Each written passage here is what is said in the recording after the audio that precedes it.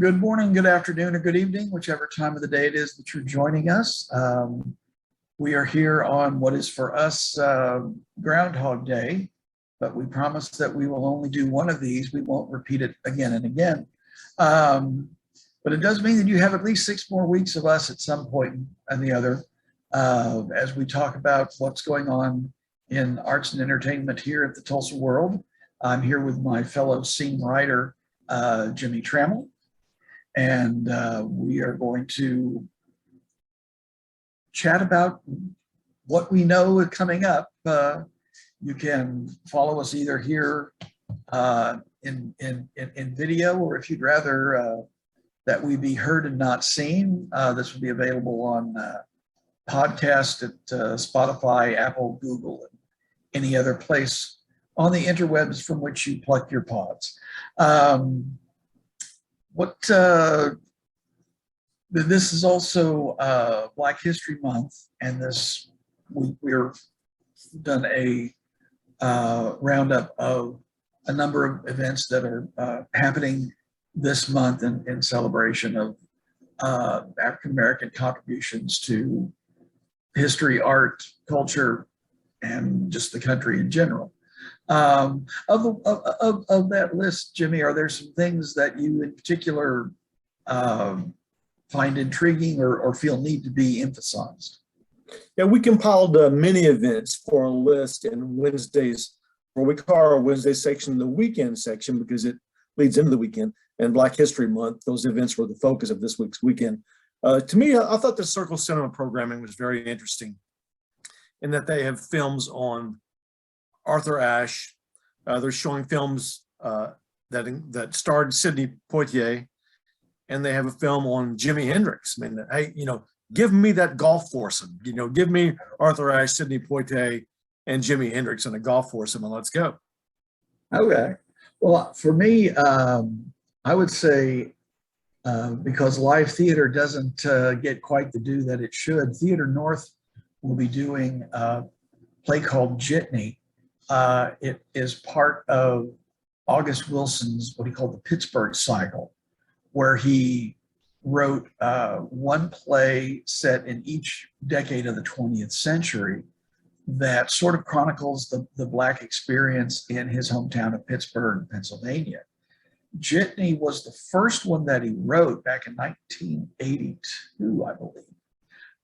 But it is set in the 1970s, and it's about a group of men who drive what are called gypsy cabs, which are, just basically private autos that will pick people up for Uber before Uber was Uber, I guess.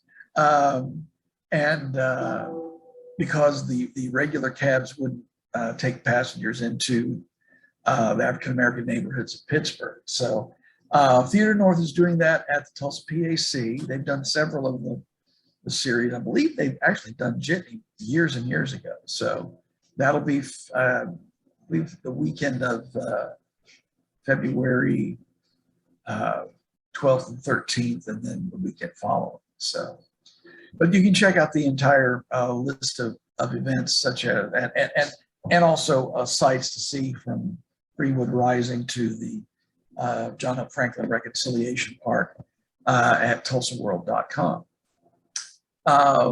What have you got coming up for us for this Friday, Jimmy? Well, there's an Oklahoma-raised, I guess comedian's the right word. He's just a funny guy. Trey Kennedy's his name. He went to school at Oklahoma State, just messing around, started with doing these videos on Vine, which video died on the Vine, but not before a star was born. And that star was Trey Kennedy, who's coming Friday to Kane's Ballroom. I talked to Trey kind of about, how this almost fairy tale came about, to go from posting Vines to playing sold out shows at Kane's Ballroom. And he's got a sold out show in Vegas coming up. Literally has millions, plural, millions of followers on social media. So it's one of those right time in history things where a guy comes along who's funny, has a way to get that out there through social media, and boom, now he's selling out shows all over the U.S. What sort of comedy does he do? Does he have a particular theme or a certain subject that he kind of deals with, or is he just kind of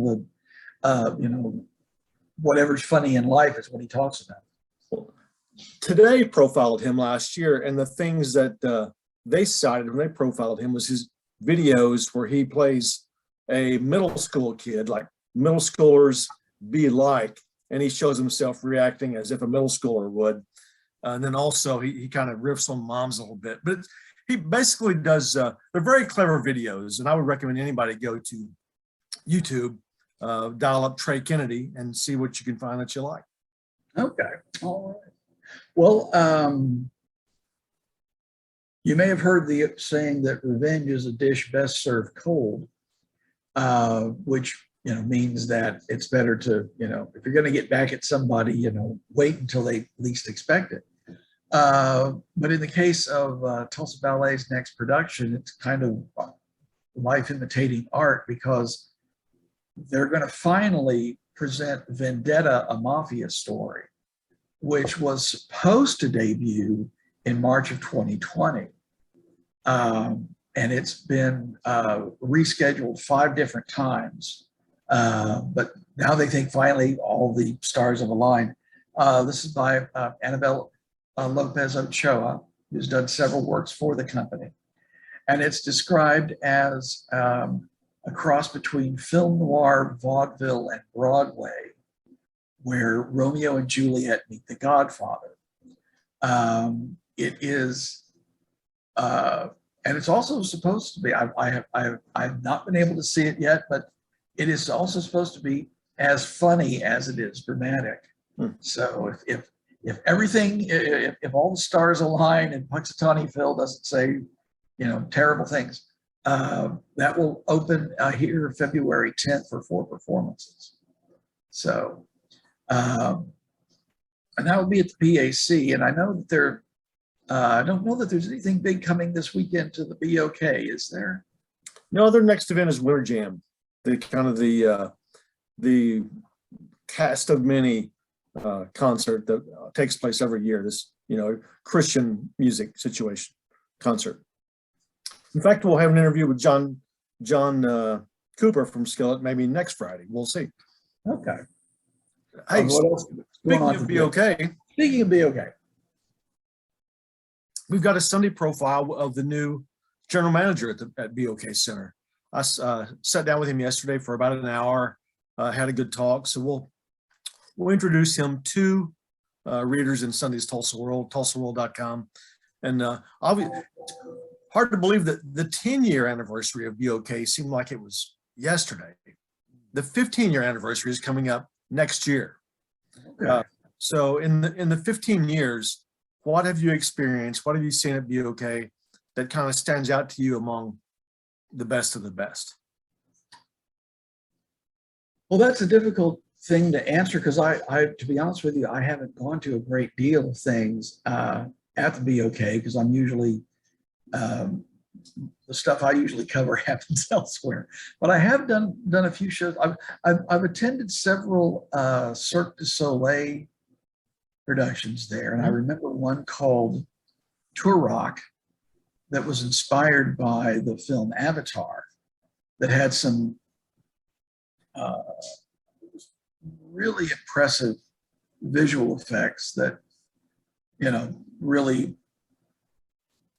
you wouldn't expect to see in a live show, but you would expect to see like in a film, and they were really, really impressive.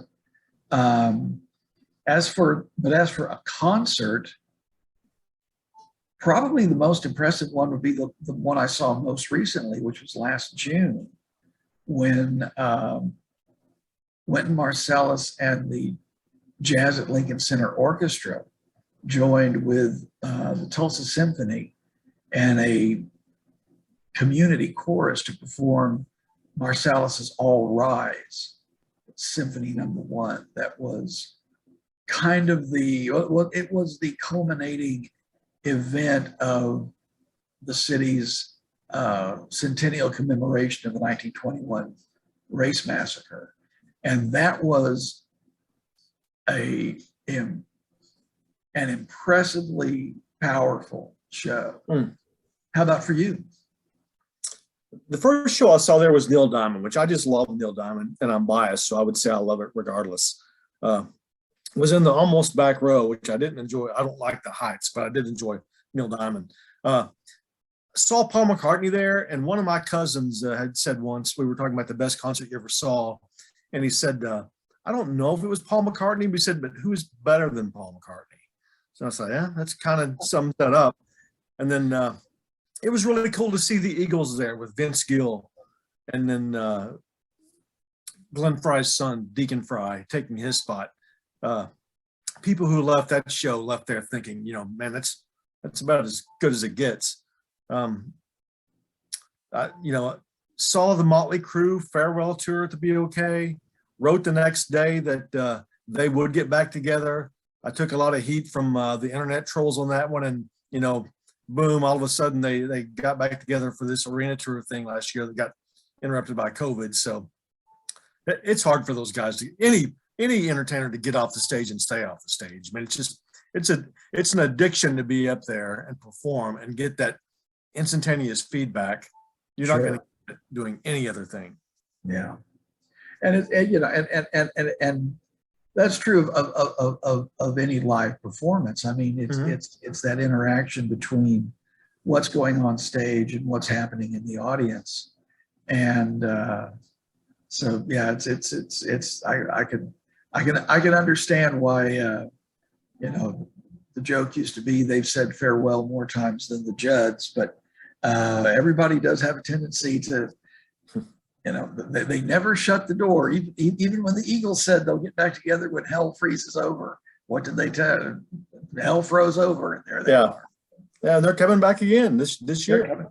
And they were the first act to play the BOK, weren't they? Were the first act to say BOK. I was not at that one. Right. They played 2 nights in a row, I believe, to open the venue, and I've been here maybe 3 or 4 times since. Yeah. Okay. All right. Well, if you are in the mood for food, we talk about a new restaurant that's been open about a month at 61st and Yale called Nacho Business, and they are in the business of pretty much nothing but nachos. If it's something that can sit on a chip, they're going to have it. Just curious, do you know where nachos came from?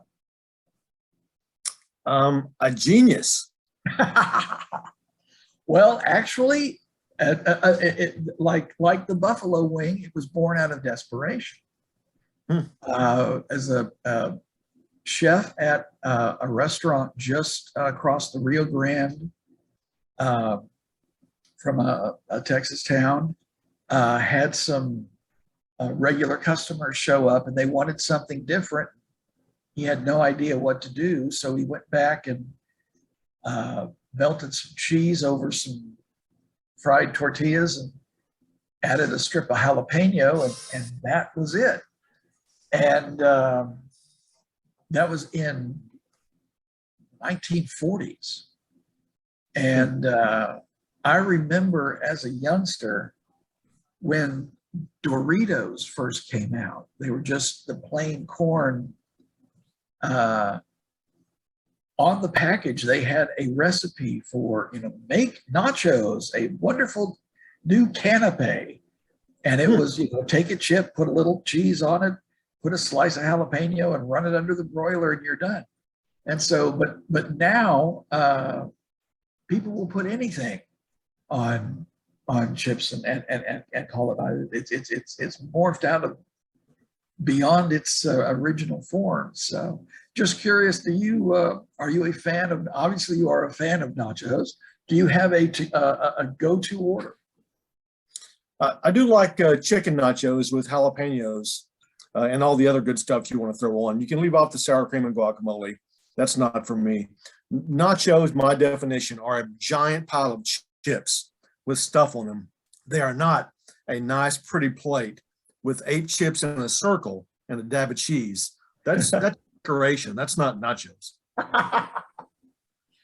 Well, yeah, that's kind of well, yeah, that's the American way. If there could be more, let's add more. And one of the things that this place does is you have a choice of what your stuff can go on. It can go on tortilla chips, fried wontons, pork rinds, or waffle fries. So get it any way you want, I guess. You tried them all? I did not try them all. I tried several, and we'll discuss what we think about them. But at this place, you can get everything from humble ground beef to grilled lobster. So, well, I love the idea. Who would have ever thought, and apparently, such a restaurant. I love it. And the chef and owner that I talked to said, he's traveled throughout the country. He's never come across a place where all they do is nachos, and so it's been a hit from the get-go. So this should get yourself in the chips as soon as possible. All right. Well, I think that will cover what we've got scheduled for this week. Want to thank you all for listening, and we will gladly see you later. Goodbye.